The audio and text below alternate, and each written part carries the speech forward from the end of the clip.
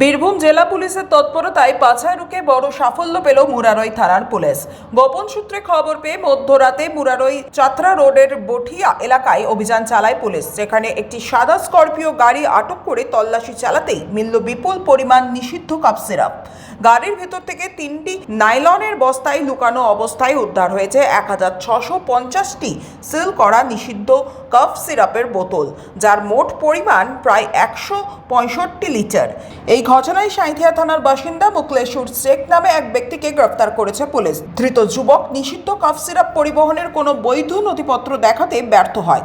Circle inspector বিপ্লব মাইতির উপস্থিতিতে পুরো উদ্ধার প্রক্রিয়া সম্পন্ন হয়। ধৃতকে 7 দিনের পুলিশি হেফাজতের আবেদন জানিয়ে সিউড়ি বিশেষ আদালতে পেশ করা হয়। এত বিপুল পরিমাণ নিষিদ্ধ কাফ সিরাপ কোথা থেকে এলো এবং এর নেপথ্যে কোনো বড় চক্র রয়েছে কিনা তা খতিয়ে দেখতে তদন্ত শুরু করেছে মুরারই থানার পুলিশ। জয়ন্ত মণ্ডল, 99 নিউজ বাংলা, বীরভূম। আপনারা দেখছেন 99 নিউজ বাংলা। বদলাবো আমরা।